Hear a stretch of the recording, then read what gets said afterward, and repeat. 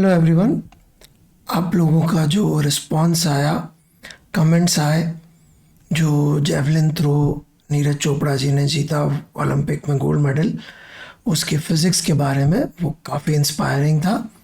और बहुत सारे आंसर थोड़े से गलत थे या थोड़ा ज़्यादा ही गलत थे ऐसा कह दे, क्योंकि जो लोगों ने थोड़ा बहुत प्रोजेक्टाइल पढ़ा हुआ है लेकिन ज़्यादा अच्छे से समझा नहीं है, उन लोगों ने आंसर जो दिया वो आंसर उस बेसिस पे दिया कि वो ज़मीन के लेवल से ही प्रोजेक्ट होके ज़मीन के लेवल पे ही जा रहा है। तो एक तो बड़ी मिस्टेक तो वो थी। दूसरा, एयर रेजिस्टेंस वगैरह इसको लोगों ने मेंशन भी किया लेकिन उसकी पूरी स्टोरी थोड़ी सी अलग है। तो दोनों प्रश्नों का उत्तर हम देंगे। पहले प्रश्न का उत्तर देते हुए इस बात को थोड़ा समझिएगा कि हम लोग पहले प्रश्न के उत्तर में एसेंशियली ऐसे मान के सॉल्व कर रहे हैं, बात कर रहे हैं कि एयर यदि नहीं भी होती तो भी क्या एंगल 45 डिग्री होता। एयर रेजिस्टेंस एक अच्छा खासा मेजर रोल प्ले करता है, लेकिन सबसे बड़ा रोल जो प्ले करता है वो तो ग्रेविटी है। ग्रेविटी नहीं होगी तब तो फेंका तो कभी वापस ही नहीं आएगा।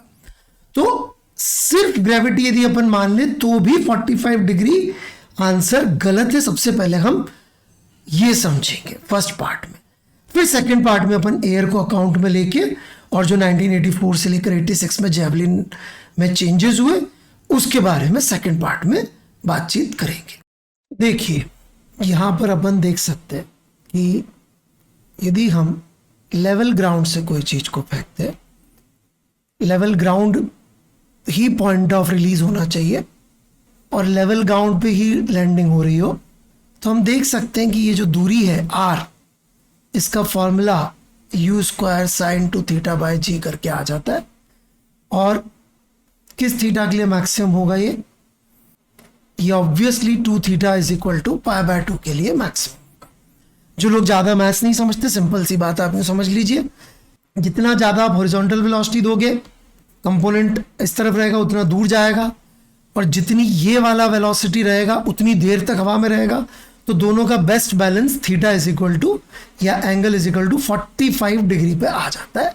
अब इस तरह से भी बिना मैथ्स के इसको थोड़ा सा मान सकते हैं। लेकिन क्या नीरज चोपड़ा के केस में ऐसा है? नहीं। नीरज चोपड़ा जी के केस में जब जेवलिन थ्रो वो कर रहे हैं तो अच्छे कद के भारतीय सेना के जवान हैं, सूबेदार नीरज चोपड़ा। ये हाइट जहां से जेवलिन रिलीज होता है 2 मीटर से थोड़ी ऊपर ही मान के चलेगा, 2 मीटर से थोड़ी सी ज्यादा ही है जहां से जेवलिन रिलीज होता है। और लैंडिंग तो इस हाइट पे नहीं होनी है, लैंडिंग तो इससे और आगे होनी है, समथिंग लाइक दिस। तो ये जो दूरी होगी जहां लैंडिंग होनी है, इसके लिए सेम इक्वेशंस जो हमने पहले सोची थी वो वैलिड ही नहीं है। इसके आगे थोड़ा सा टेक्निकल हो रहा हूं मैं। मान लीजिए ये जो एंगल बनाया मैंने 45 डिग्री का बनाया, यदि मैं 45 से बड़ा एंगल लेता हूं तो वो ऐसे ऊपर जाएगा और फिर 45 जो रेंज यहां आ रही थी उससे कम पे जाके इसको क्रॉस करके कर जाएगा। और 45 से छोटा एंगल लेता हूं तो रेंज इससे कम होगी सेम लेवल पे, लेकिन क्रॉस इसको थोड़ा सा आगे से करेगा। इसका मतलब साफ साफ समझ में आता है, एयर रेजिस्टेंस को छोड़ भी दें तो जो एंगल ऑफ प्रोजेक्शन है फाई, इसकी वैल्यू 45 डिग्री से कम होने पर ही वो ज्यादा दूरी अचीव करेगा 45 डिग्री के मुकाबले। ये तो यहां से बिल्कुल क्लियर है।